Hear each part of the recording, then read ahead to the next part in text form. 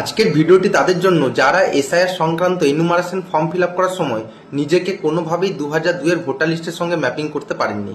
সেটা নিজেকে দিয়ে হোক, অথবা তার বাবা অথবা মাকে দিয়েই হোক, অথবা তার ঠাকুরদা বা ঠাকুমা বা দাদু বা দিদা কোনো একজন ব্যক্তিকে দিয়ে হোক। এবং যেহেতু তিনি নিজেকে ম্যাপিং করতে পারেননি, সেই জন্য তার নো ম্যাপিং ক্রাইটেরিয়াতে এসআইআর সংক্রান্ত হিয়ারিং এর নোটিশ এসেছিল। এবং ধরে নিলাম তিনি যথারীতি হিয়ারিং এ উপস্থিত হয়েছিলেন, কিন্তু তিনি সম্পূর্ণ ডকুমেন্ট সাবমিট করতে পারেননি। আর ধরে নিলাম তিনি পার্সিয়াল ডকুমেন্ট সাবমিট করেছিলেন।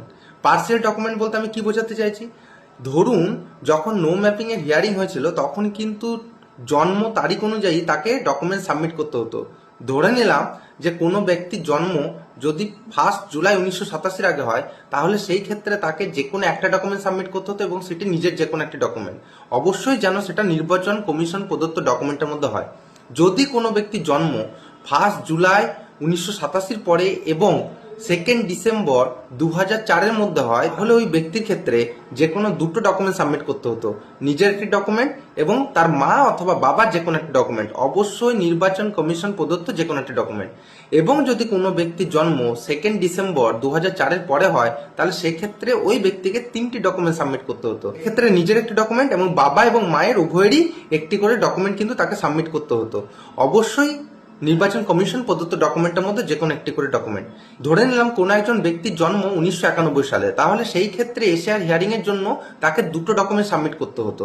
কিন্তু দেখা গেল তিনি তার নিজের একটি ডকুমেন্ট সাবমিট করতে পেরেছিলেন, কিন্তু তিনি তার বাবা অথবা মায়ের কোনো ডকুমেন্ট সাবমিট করতে পারেননি। তাহলে এই ক্ষেত্রে আমি সেটিকে বলছি পার্সিয়াল ডকুমেন্ট।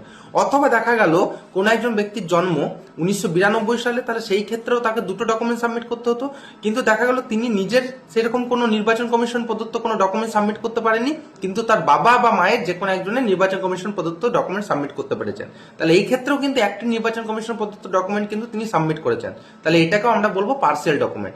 তো এইরকম যারা পার্সিয়াল ডকুমেন্ট তখন সাবমিট করেছিলেন, পরে হয়তো আপনারা আরো একটা করে যে ডকুমেন্ট দরকার ছিল সেগুলো খুঁজে পেয়েছেন, কিন্তু কাকে দেবেন, কোথায় দেবেন, কিভাবে সেটা আপলোড হবে আপনারা বুঝতে পারছিলেন না, তো তাদের জন্য বলবো সুখবর, তারা এক কাজ করুন, ইমিডিয়েটলি আজকালের মধ্যেই আপনারা বিএলওর সঙ্গে যোগাযোগ করে আপনাদের যে কনসার্ন এইআরও সাহেব বা হিয়ারিং অফিসার আছেন তার কাছে গিয়ে ওই ডকুমেন্টটি সাবমিট করুন।